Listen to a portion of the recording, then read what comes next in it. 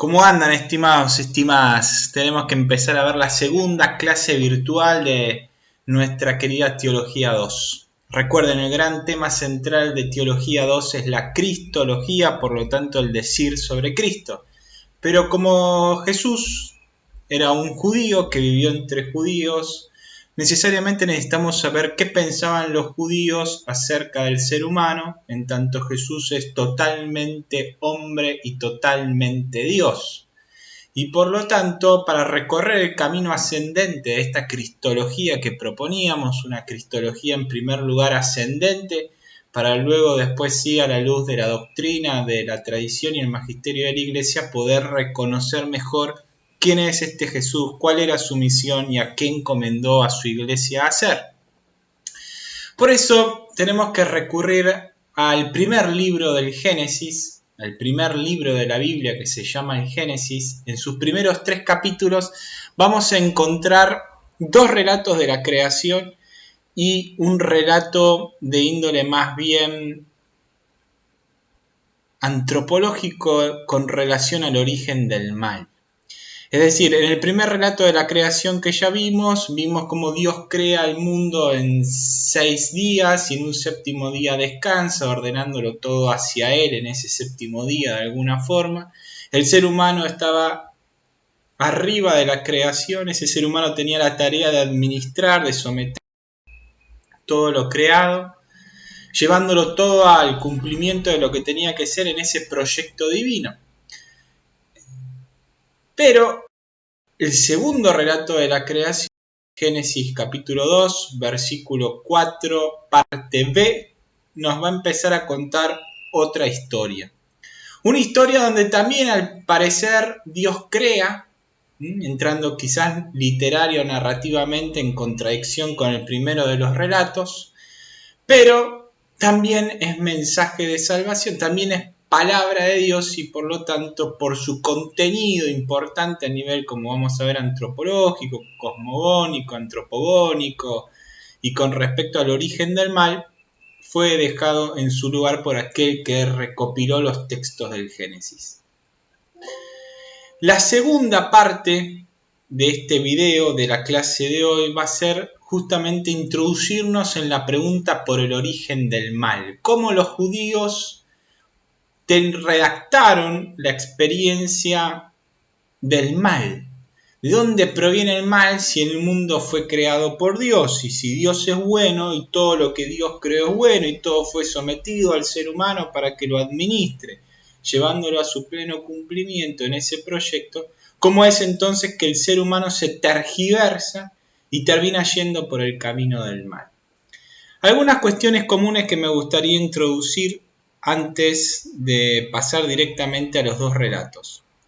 Lo que vamos a leer va a estar inscripto, déjenme achicarme a un costado, déjenme llamar a la luz a lo que vamos a ver. Lo que vamos a ver en esta parte es Génesis capítulo 2, versículo 4b, hasta Génesis 3, versículo 24. En esto, como les dije, vamos a ver 2 relatos que se encuentran unidos narrativamente, que es el ser humano en el paraíso y el problema del mal. ¿Cómo nos damos cuenta de que estos 2 relatos deben leerse bajo una misma unidad literaria, como si estuviéramos leyendo una novela de Cortázar o tuviéramos un texto de Borges o un texto de cualquier autor que nosotros leamos? Porque hay elementos comunes en ambos relatos que nos llaman poderosamente la atención. En primer lugar, vamos a ver que la designación de Dios al hombre, al masculino de los seres humanos, va a llamarse con el nombre de hombre y no con el nombre de Adán, sino que va a siempre decir el hombre, cuando se refiere a lo que nosotros tradicionalmente llamamos como Adán, el primero de los hombres. A la mujer la va a llamar también mujer, no la va a llamar Eva, sino que sí va a pasar algo al final del relato que nos va a llamar mucho la atención, pero guardémoslo de este momento, es que Eva va a aparecer, el nombre Eva va a aparecer al final del relato y posiblemente nos esté marcando algún tipo de distorsión. Dejémoslo ahí, cuando lleguemos al final del relato lo retomaremos para poder reflexionar. Otro elemento que aparece tanto en el relato de la creación, o en este segundo relato de la creación, y en el relato de la tentación y del pecado, llamémoslo así desde una perspectiva judeocristiana, es el jardín que Dios crea en medio de la zona o la región de Edén, y nosotros conocemos como el jardín del Edén. En realidad es un jardín que está en una zona que se llama Edén. Una zona que aparentemente está al oriente, un oriente que siempre tiene que ver en las culturas antiguas como el lugar de donde provenía la sabiduría, o un lugar incluso de donde iba a provenir la salvación, donde, enmarcado dentro de un gran espacio donde la tierra es desierta y sin labrar. Entonces, en un campo más amplio donde la tierra era desierta y sin labrar, que nos lleva a pensar también en ese caos originario del primero de los textos de la creación, cuando todo era un caos y el espíritu revoloteaba sobre las aguas. Entonces Dios empezó a crear ordenando. En este relato de la creación también va a suceder lo mismo. Es decir, hay toda una tierra desierta, una tierra sin labrar, que no produce ningún tipo de hierba porque todavía no llueve. Y en esa tierra Dios crea un jardín. También tengámoslo en cuenta hasta el final del relato esto, porque en el final del relato esto nos va a querer decir algo, porque el ser humano del jardín del Edén es expulsado y por lo tanto vuelve a esta tierra desierta y sin labrar. Dejémoslo aquí, luego lo retomaremos.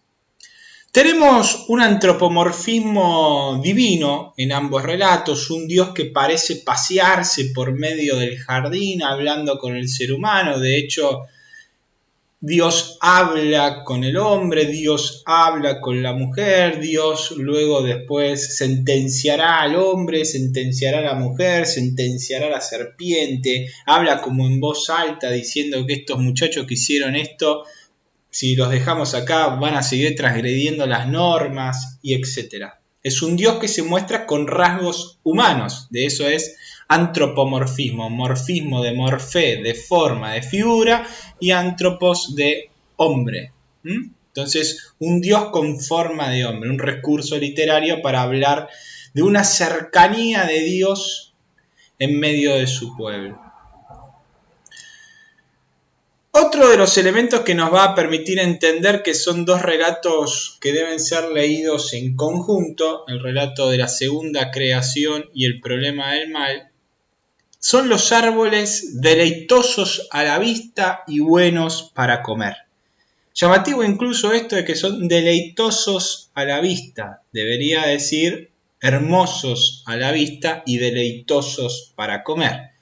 Pero en algún punto nos está mostrando que en este mundo perfecto, armonioso, donde Dios camina en plena comunión con los suyos, parece que hay otro tipo de armonía a la que nosotros conocemos. No piensen en algo extraordinario, sino como que todo está conectado, como que todo está estructurado de una forma distinta en sus relaciones a lo que nosotros entendemos. Vuélvanlo a guardar, lo vamos a volver a retomar al momento en que veamos las sentencias de Dios, entre comillas, o los castigos de Dios, después de que la mujer y el hombre comieron del fruto del árbol del bien y del mal. Otro de los elementos que aparece y nos muestra que estos dos relatos deben ser leídos como una misma unidad literaria es la aparición, el desvelamiento de dos árboles en particular. El texto nos viene hablando de que hay un montón de árboles en el jardín de Edén, pero que hay dos árboles en el centro, por lo tanto uno podría pensar y estar en el centro como lo más importante, que es el árbol de la vida, por un lado, el árbol de la vida, y el árbol de la ciencia del bien y del mal. Estos dos árboles aparecen constantemente en las dos narraciones. De hecho, hay un mandamiento, una prescripción que Dios le pone al hombre, una prohibición que dice: cualquier árbol del jardín puedes comer, más del árbol de la ciencia del bien y del mal no comerás, porque que comieres de él morirás sin remedio. Y otro de los elementos que aparece común es la desnudez y la vergüenza. La desnudez muchas veces en los textos antiguos, sobre todo de Oriente, hay que entenderlo muy ligado a el desarrollo de la cultura y un desarrollo de índole también moral. De hecho, por eso está junto con la vergüenza. La persona se siente desnuda, como que se siente vergonzosa ante los demás por la culpa que le advino por algún acto que realizó y por el cual se siente culpable. La culpa nos desnuda de alguna forma. De hecho, hay algo llamativo que es en el relato ya casi al final, cuando Dios se le presenta al hombre que comió, automáticamente, sin que Dios le diga nada, se presenta y desnuda su situación ante Dios. Se siente desnudo ante Dios y lanza lo que había hecho sin necesidad de que Dios le pregunte, ¿no? Como una culpa que carcome, que uno sabe que eso está mal y que lo tiene que confesar de alguna forma, porque si no termina comiéndote o termina te incomoda, ¿no? Uno se siente desnudo, se siente incómodo.